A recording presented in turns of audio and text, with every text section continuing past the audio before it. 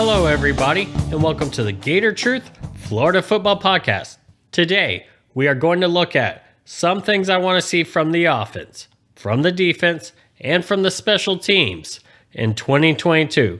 And then, at the end of the episode, I will give you my prediction for the 2022 Florida Gators football season.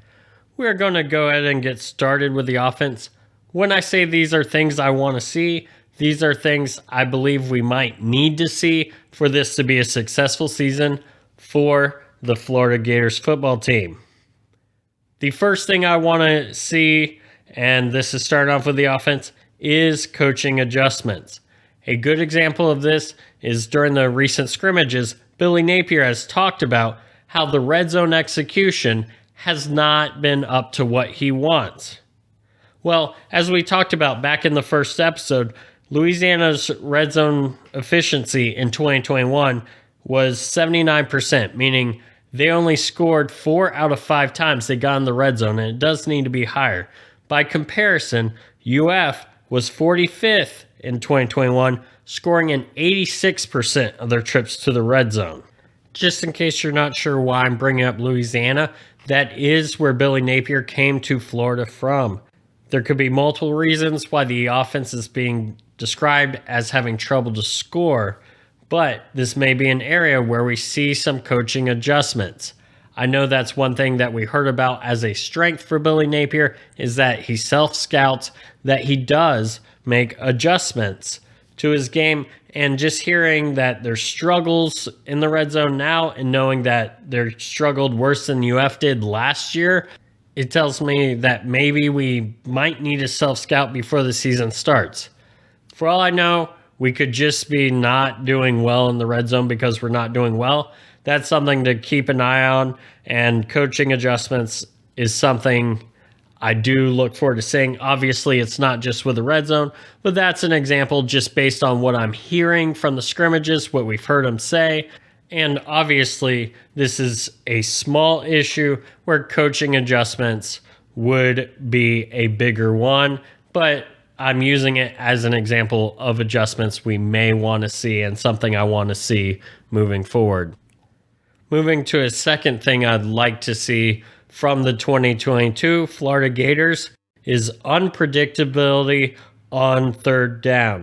Now, for the last few years, we've seen a lot of predictability on third down for the most part. Going back to Coach McElwain, if it was a shorter third and whatever, he would run a lot of tosses to the outside. However, if it was more of a passing situation further back, usually he would throw in front of the sticks and just hope that someone made a guy miss and got past the sticks. Or at least that's the way it seemed because that's where his quarterbacks were throwing the ball. For Dan Mullen, and this was more so an issue early on, definitely not as much during Kyle Trask. Last year, really stuck out. If it was 3rd and 5 or less, Dan Mullen loved to run that quarterback draw. I can't tell you how many times I was sitting in the stands. It was a 3rd down, and I said, QB draw. And sure enough, it was. I say that because if we see unpredictability on 3rd down, if I can call the 3rd down play in the stands, if you can call the 3rd down play in the stands, watching on TV, wherever, you better believe that the coaches who are paid to pick up on tendencies have also picked it up.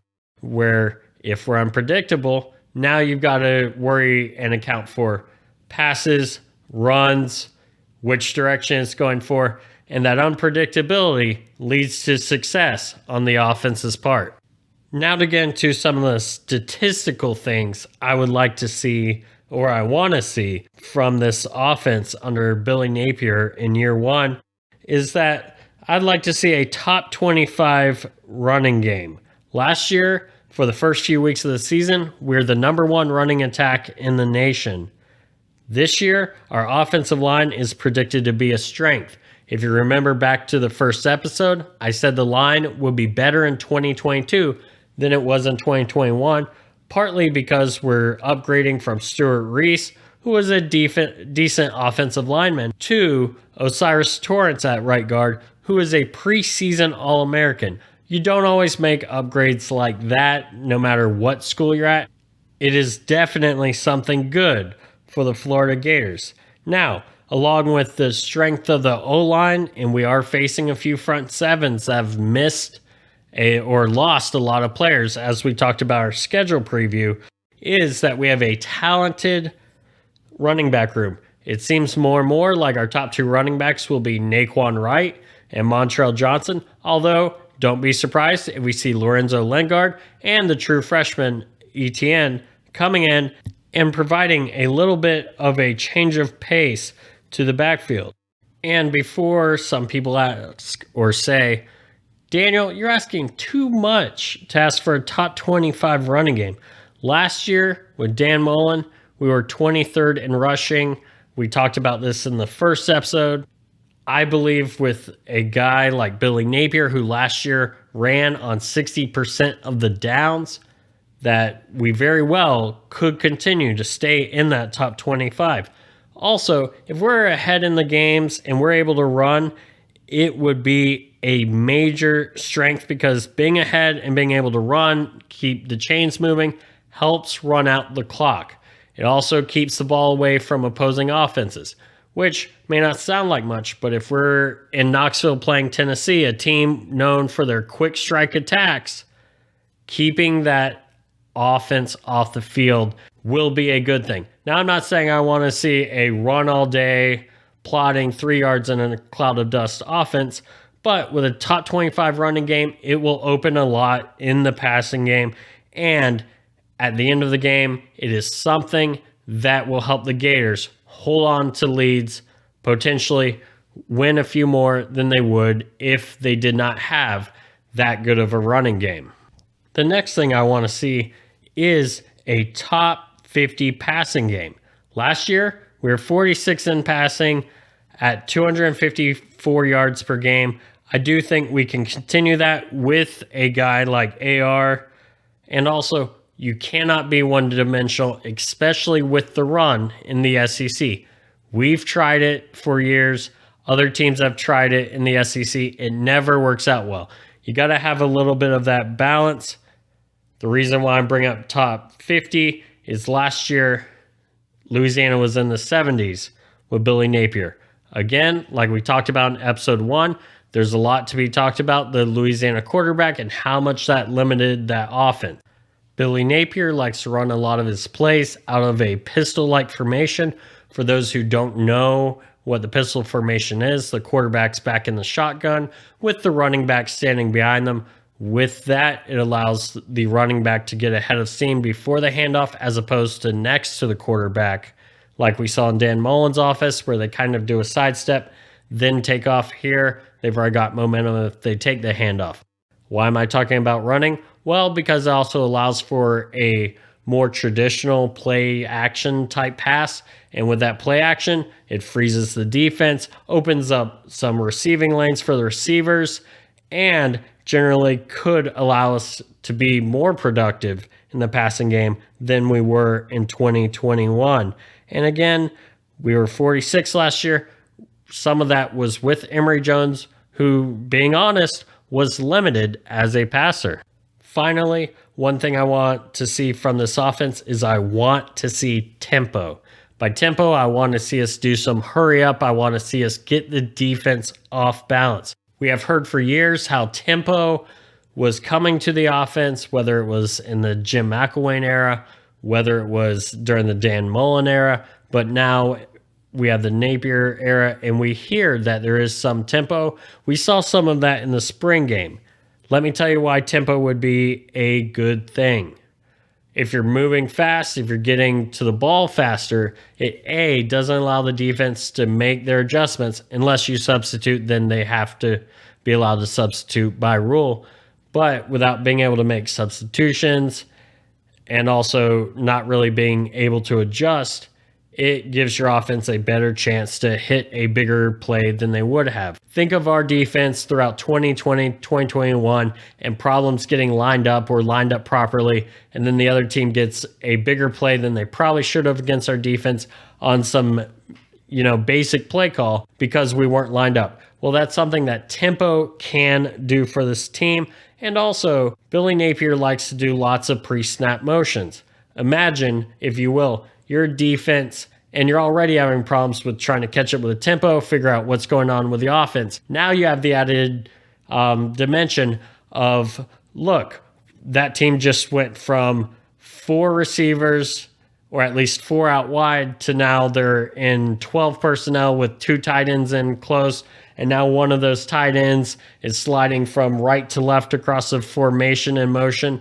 That's a lot to keep track of. That's a lot of things for defenders who have their assignments to communicate. And if you're moving fast, if you're snapping the ball fast, that is going to cause someone to miss an assignment, someone to leave someone open. And that's how you end up with busted coverages.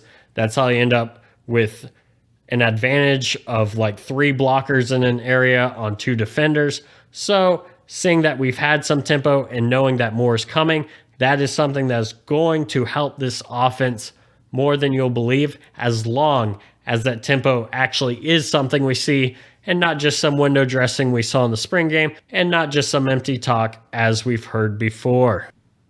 Moving on to the defense, the first thing I want to see from this defense is sure tackling.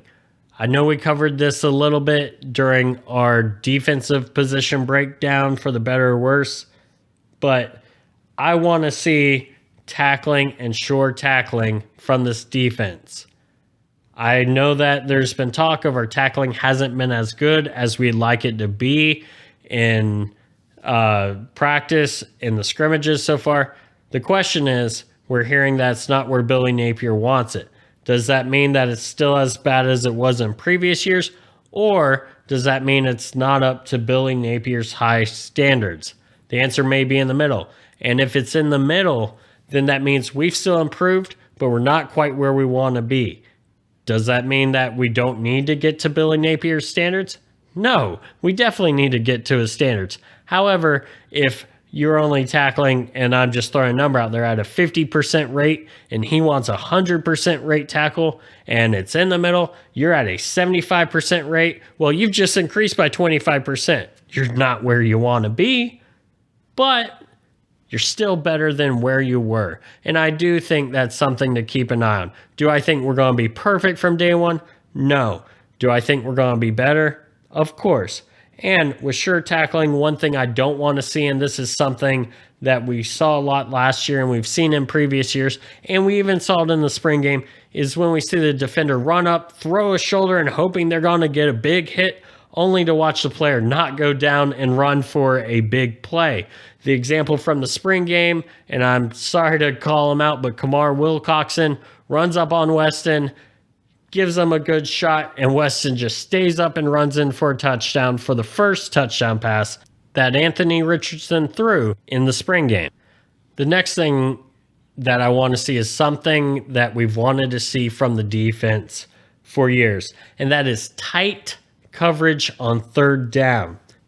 And what I mean by that is go back and look at Todd Grantham's defenses for the last few years. On third down, usually the cornerbacks are about 3, 4, 5 yards off of the ball. Well, when you're that far off the ball on, let's say, a 3rd and 4, 3rd and 5, that's just an easy way to throw a quick in, a quick slant, all sorts of things, a quick stop that the defender will not have a chance to get to and make a play on before the ball is completed for a first down. Meanwhile, if the defenders are up tight, if the cornerbacks are up tight, what that does, and this is something we talked about when we looked at the defensive position groups, it gives there a smaller window for completion. Like we talked about in episode 2. If there's smaller windows for completion, that's going to delay the throw because the quarterback may not want to take a shot if it's well covered. Don't want to chance an interception, want to try and get that first down. And the longer a quarterback's delayed, more time the defensive line has to work and get to the quarterback.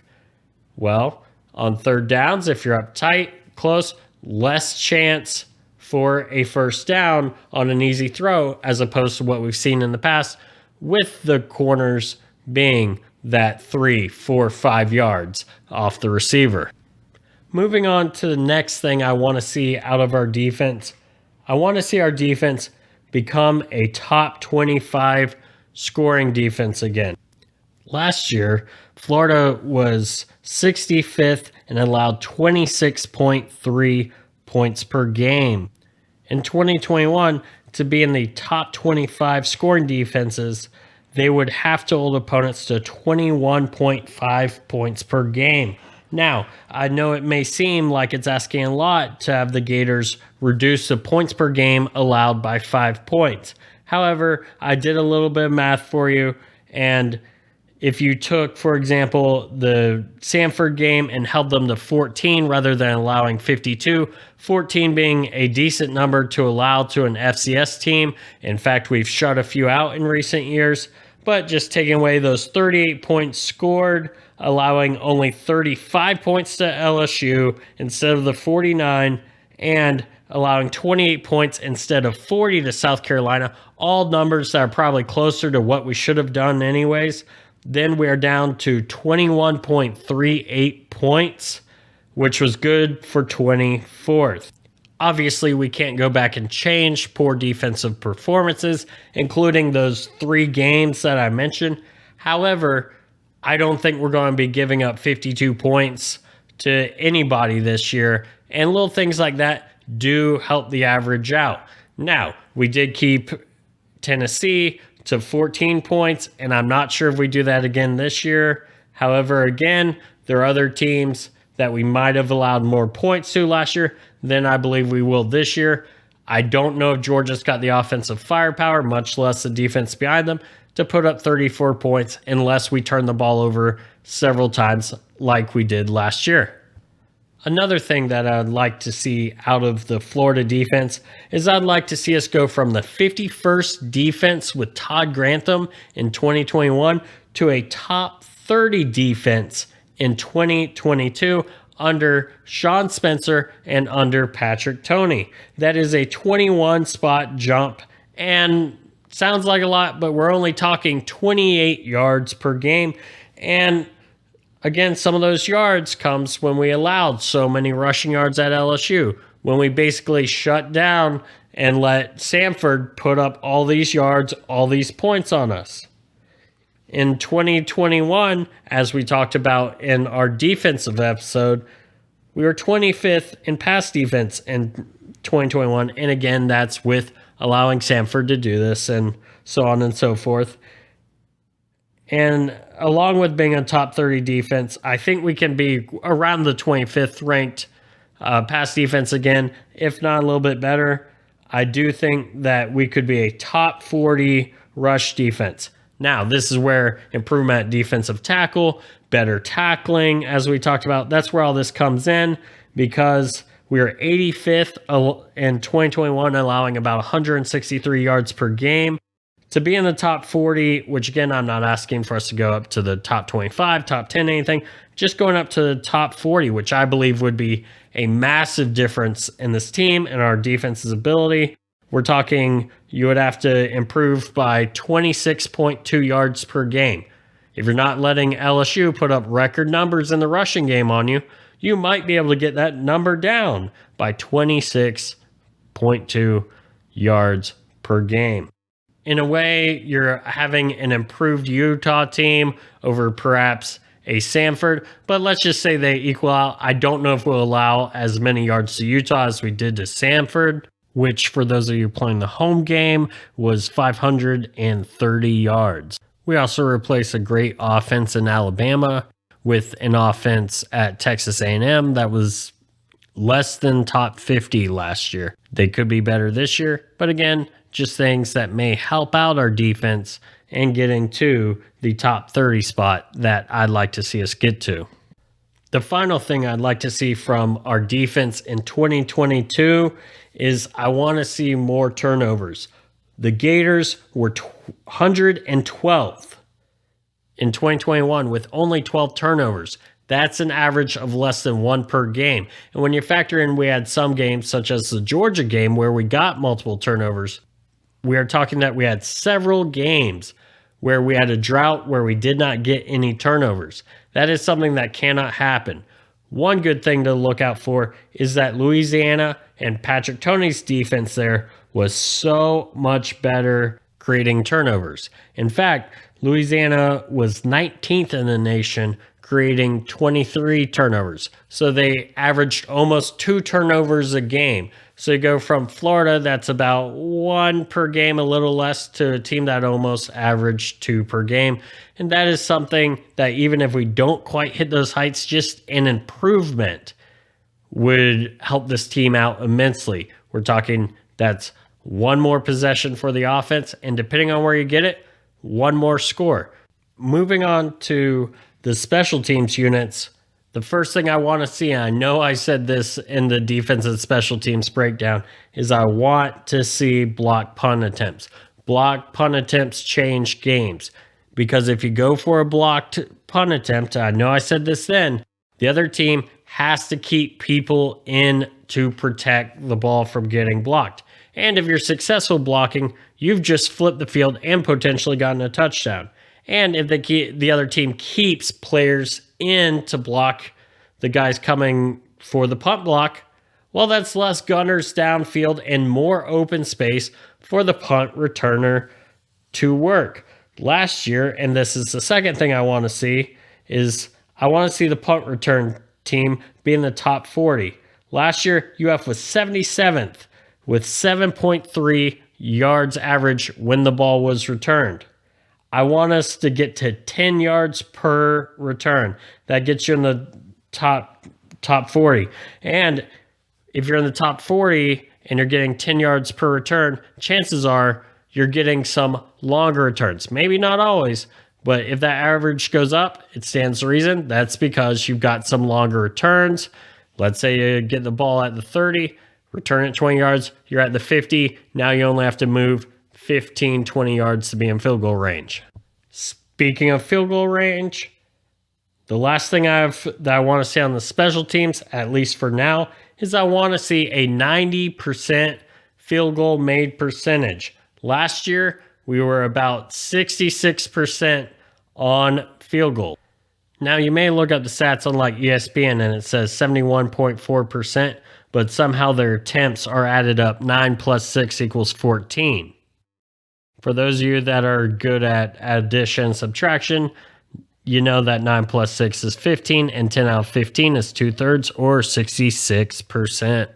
Obviously, as we discussed in prior episodes, missed field goals, missed extra points were a major problem for UF in 2021, whether we're talking about the missed field goal that potentially costs Florida the Alabama game, or we're talking about the missed kicks against Georgia that probably kept UF from having a lead in that game and then potentially retaking the lead after Georgia got field goal on the next drive.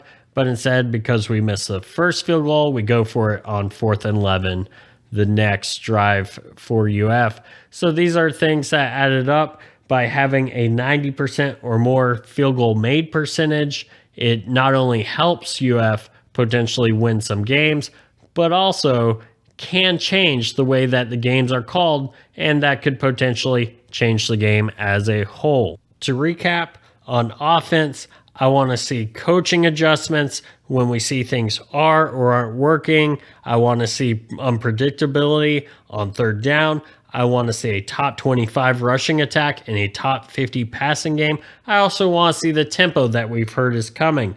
On defense, I want to see short tackling, tight coverage on 3rd down. I'd like to see us go up to a top 25 scoring defense and a top 30 defense overall. As well, I'd like to see us increase our turnovers. On special teams, I want to see us try and block some punts, as well as improving our punt return to an average of 10 yards per return, which would put us in the top 50. And the final thing I'd like to see on special teams is a 90% field goal made percentage. I do believe that most of these things can be accomplished now that we've talked about positions that'll be better or worse on offense, on defense, now that we've taken an in-depth look at all 12 of our opponents, and things I want to see that I do believe UF can accomplish. I'm ready to say that my prediction, if I had to predict something for the regular season for UF, it would probably be 9-3. For 9-3, that would be, of the 3 losses, it would, in my opinion, have to be to a Utah, a Tennessee, LSU, Georgia, or Texas A&M. We can't be losing to any teams that we shouldn't lose to.